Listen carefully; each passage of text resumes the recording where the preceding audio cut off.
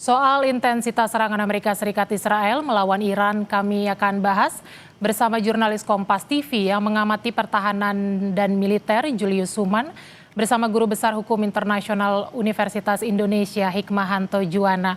Selamat malam menjelang pagi Bapak-Bapak. Selamat Selamat malam malam ya. dan Pak menjelang Hikmah, pagi. selamat malam Pak Hikmah. Terima kasih sudah bergabung di Breaking News Kompas TV. Saya mau ke Mas Julius terlebih dahulu. Mas Julius, bagaimana pengamatan Anda soal eskalasi serangan kedua belah pihak antara Amerika Serikat, Israel, dan Iran? Baik, Dian. Nah, ada beberapa perkembangan baru dalam hari kedua ini, memasuki hari ketiga. Salah satunya ada potensi eskalasi konflik ya ke tingkat regional gitu. Jadi serangan balasan Iran kemarin itu yang menyasar beberapa negara Teluk sepertinya direspon agak keras, lumayan keras gitu oleh negara-negara Teluk yang ada pangkalan Amerika Serikatnya dan diserang balik oleh Iran. Nah, salah satunya baru ada laporan 2 pesawat tempur Iran Su-24 itu tipenya pembom serang ya, serang pembom, kabarnya ditembak jatuh oleh Angkatan Udara Qatar. Jadi ini bagian salah satu yang sepertinya ini jadi siklus kekerasan yang semakin bereskalasi gitu ya. Kalau tidak direspon lebih adem, bisa jadi bakal makin panas gitu. Itu kabar terbarunya. Nah, kemarin juga kita saya bilang kan ada beberapa perkembangan baru juga yang potensinya menunjukkan akan ada eskalasi gitu ya. Antara lain respon Inggris dan Prancis, karena Prancis misalnya salah satu pangkalan militernya juga kena serangan drone gitu. Terus kemudian Inggris juga yang di Siprus, basis militer yang di Siprus juga menurut klaimnya mendapat serangan misil gitu ya. Walaupun sepertinya tidak sampai menimbulkan korban atau kerusakan berarti.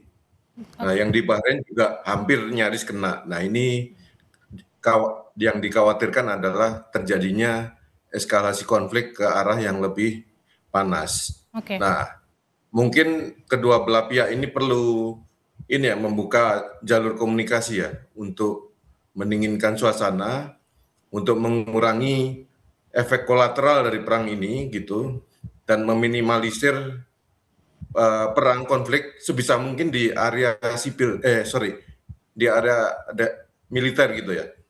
Jangan sampai menyebar ke enklave sipil gitu. Itu dia. Ya, Mas Julius, berarti Anda melihat bahwa negara-negara yang terkena dampak serangan ini akan mulai bereaksi sehingga eskalasi dikhawatirkan akan semakin meningkat. Ya, kurang lebih demikian ya.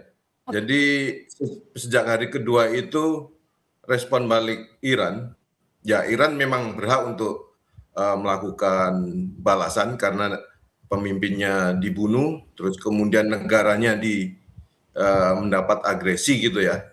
Walaupun so far melalui serangan udara dan operasi intelijen tentunya yang tidak mudah untuk ditangani di lapangan gitu ya.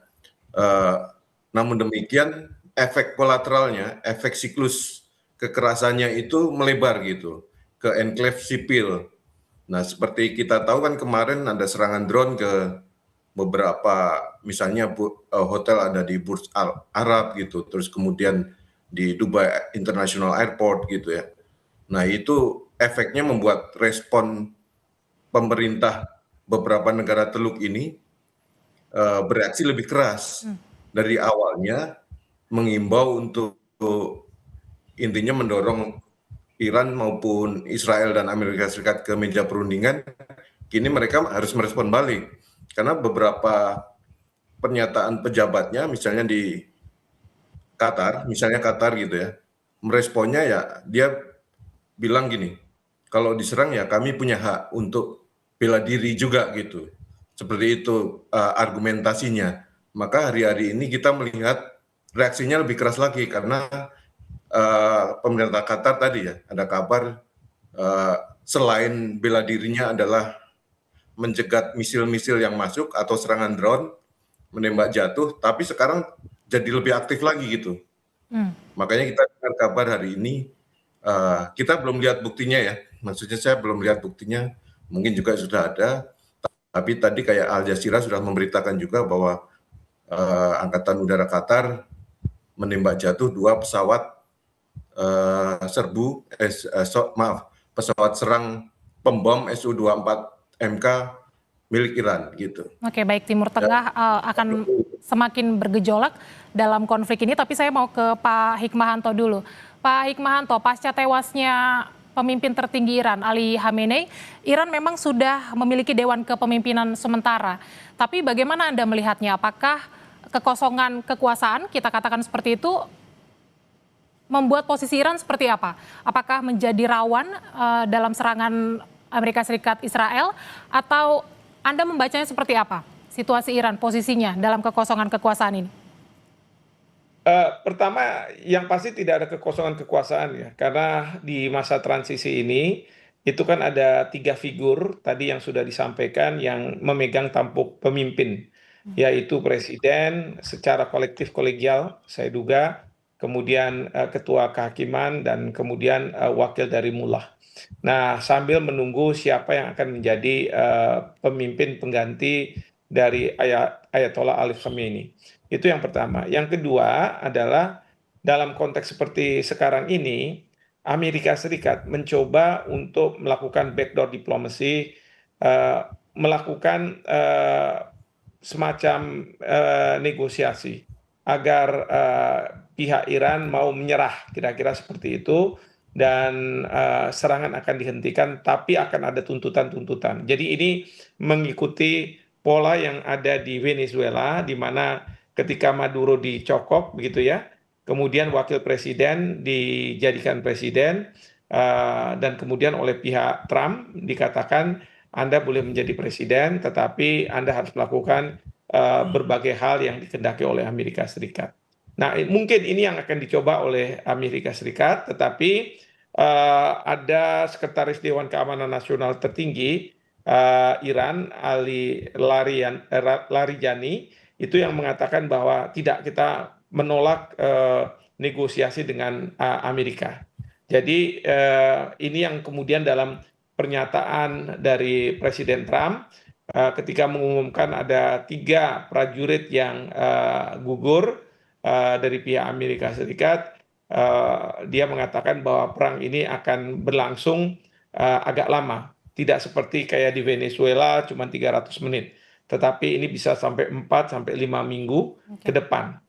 Jadi dalam situasi seperti sekarang ini, justru saya melihat bahwa Ali Khamenei ini ketika dia gugur itu dianggap martir oleh rakyat di Iran, walaupun tidak seluruhnya, karena sebagian justru menyambut kehadiran serangan Amerika Serikat dan Israel, karena mereka juga mungkin menghendaki adanya pergantian kepemimpinan, ya. Tetapi sebagian besar itu lebih militan dari sebelumnya, bahkan dari pihak Iran, para pengambil kebijakan, mereka ingin tanda kutip membalas dendam terhadap kematian dari Ali Khamenei ini ke Israel maupun Amerika Serikat, sehingga serangan-serangan ini kita bisa lihat bahwa ini akan lebih masif, akan lebih besar dan lebih banyak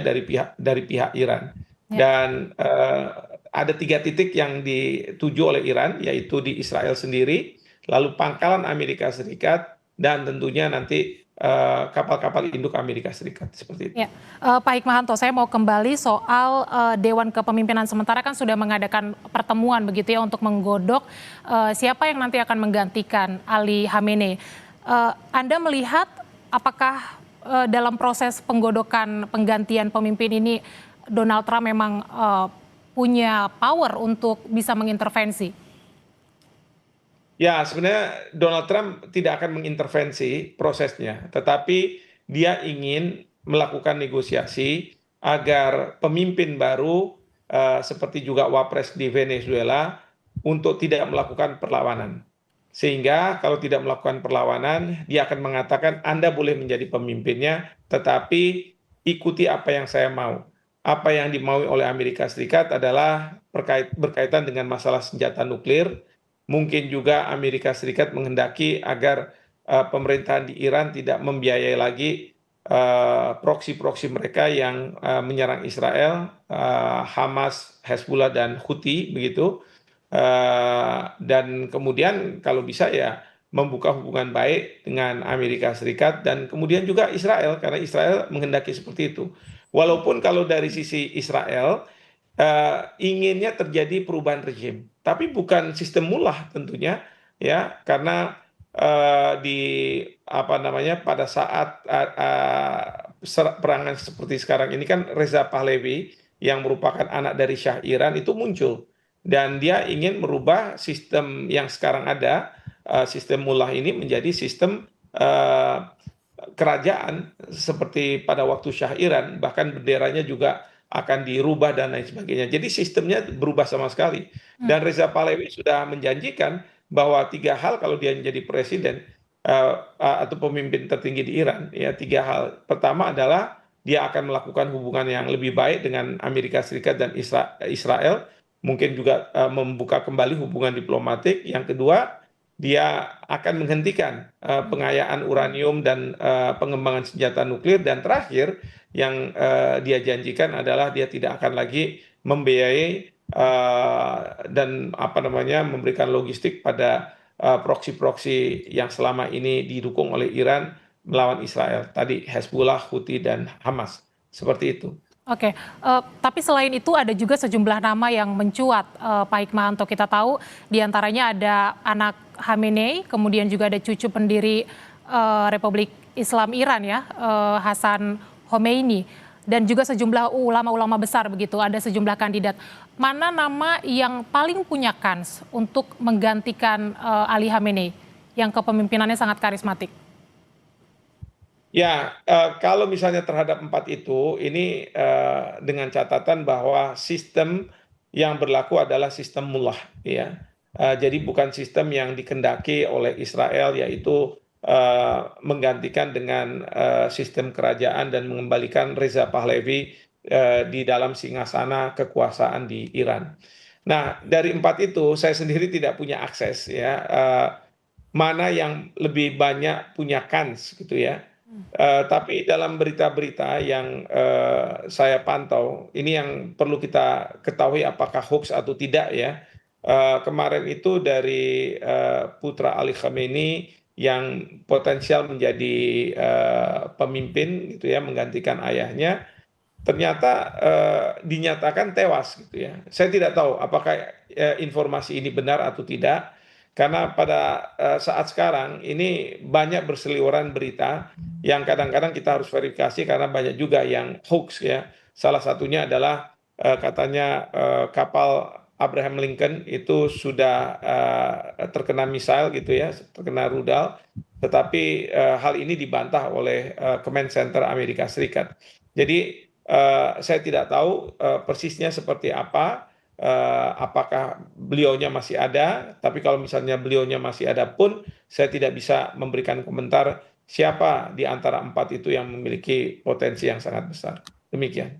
Oke, saya akan ke Mas Julius dulu soal pola serangan yang dilakukan Iran. Mas Julius, Anda melihatnya dari mulai serangan hari pertama itu apakah ada perubahan pola yang dilakukan oleh Iran? Lebih agresif atau sistem bertahan? Seperti apa Anda melihatnya? Ada gradasi. Jadi mulai ada beberapa penggunaan balistik jarak jauhnya. Jadi mulai dikeluarkan gitu ya. Dan kemudian yang disasar makin intensif. Kalau lihat dari hari pertama ke kedua itu jumlahnya makin banyak ya. Walaupun belum semasif yang waktu Juni tahun 2025.